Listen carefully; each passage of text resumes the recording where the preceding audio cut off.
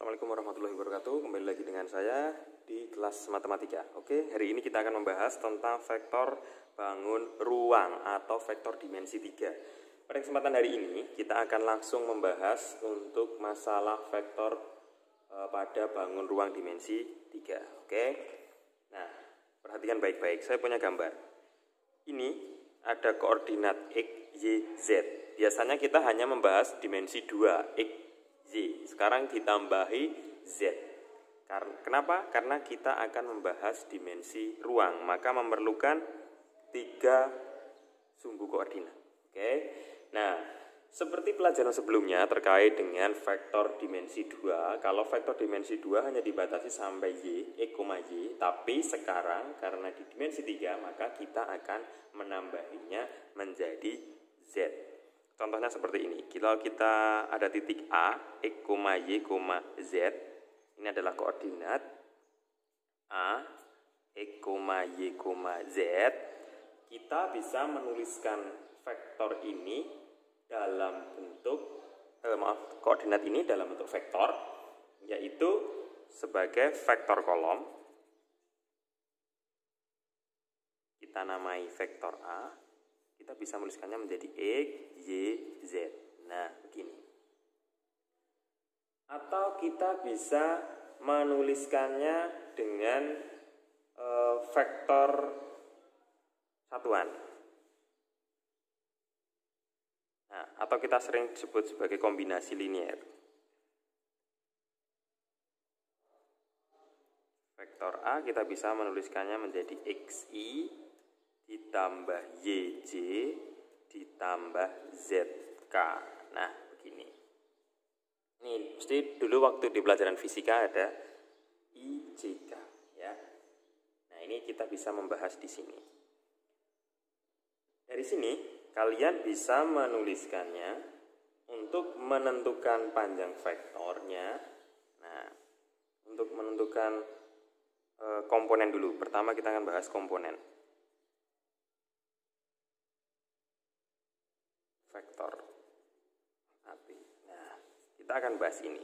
Jika kita punya vektor A-nya X1, Y1, Z1 dan B-nya X2, Y2, Z2, maka komponen vektor AB-nya, nah kita bisa menuliskannya B kurangi A. Jadi kita menuliskannya dalam vektor kolom X2 kurangi X1, Y2 kurangi Y1, Z2 kurangi Z1. Nah, ini komponen vektor AB seperti itu. Oke.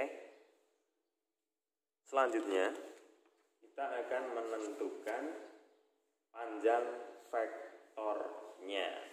Kemarin kita menentukan panjang vektor karena hanya ada 2 pakai rumus kayak Pythagoras, maka kita akan menggunakan hal yang sama cuma ditambah dengan Z.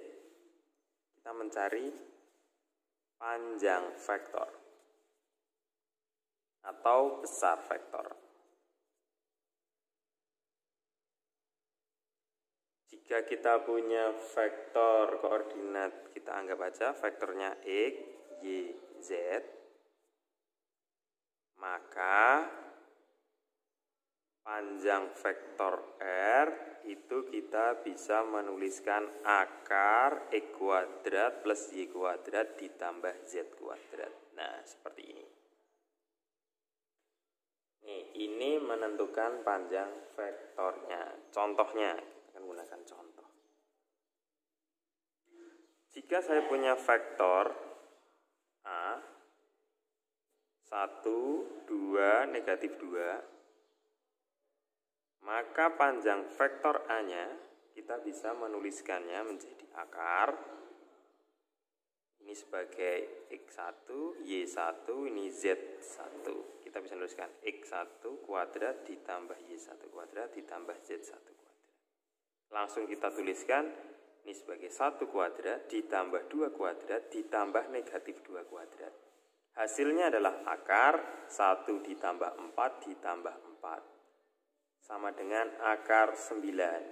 3. Nah, seperti ini. Itu cara mengerjakannya. Nih.